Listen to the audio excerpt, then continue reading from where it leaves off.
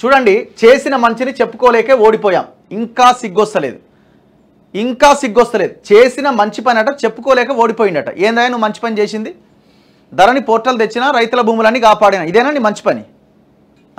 రైతుల భూములన్నీ కొల్లగొట్టినా, ఇదే నీ మంచి పని? హైదరాబాద్లోని చెరువులన్నీ మింగి అవతల పడేసిన, ఇది నీ మంచి పని? ఏంది నువ్వు చేసిన మంచి పని? నువ్వు చెప్పుకోలేంది ఏంది చెప్పు? ఏమనంటే నేను చెప్పుకోలేకపోయినా, ఏమనంటే యూట్యూబ్ ఛానళ్ళు ఉన్నాయి. ఇది తప్ప మేము తప్పు చేసినాం, ప్రజలారా క్షమించండి. మేము ఖచ్చితంగా ఏవేవైతే విచారణలు జరుగుతున్నాయో వాటన్నింటికి మేము హాజరవుతాం, అన్నింటినీ పారదర్శకంగా మేము నిరూపించుకుంటాం. ఈ మాట వస్తలేదు, ఈ మాట ఎక్కడ వస్తలేదు.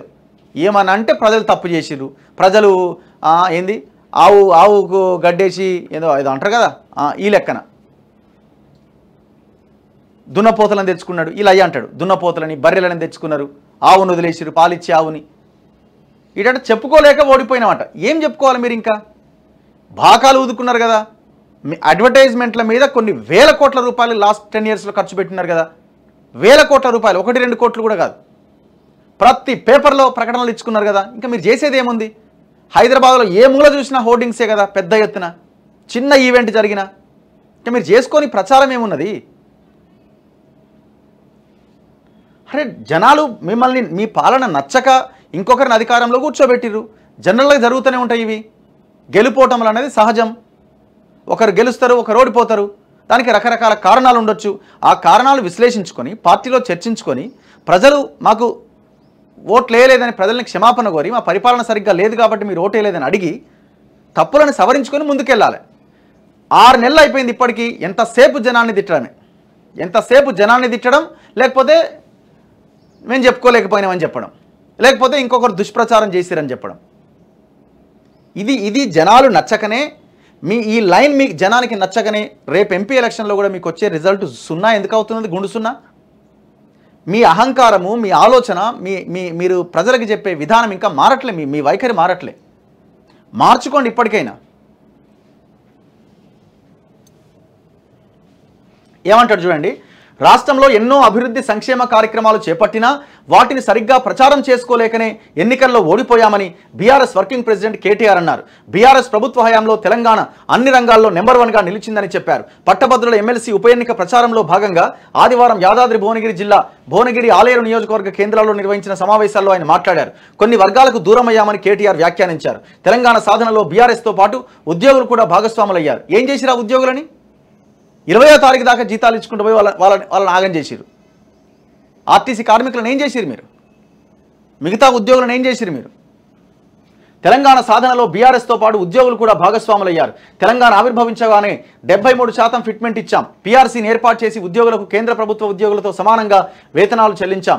ఉద్యోగులకు ఇన్ని సంక్షేమ పథకాలు చేపట్టినా 1వ తేదీన వేతనాలు రావట్లేదని దుష్ప్రచారం చేసిరట.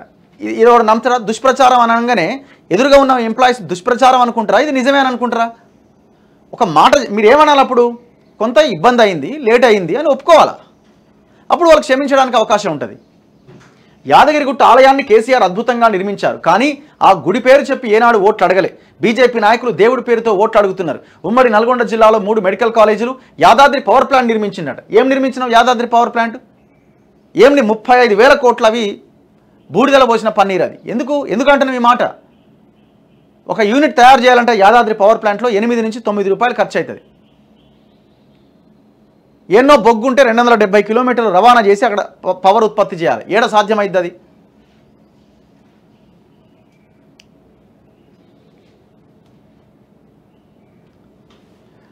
ప్రత్యర్థి పచ్చి బ్లాక్మెయిలర్, సొల్లు కబుర్లు చెప్పే మోసగాడు. ఓటర్లు ఆలోచించి నిర్ణయం తీసుకోవాలి. మీకంటే మోసగాడు ఎవడండి? మీకంటే మోసగాడు, మీకంటే బ్లాక్మెయిలర్ ఎవడు?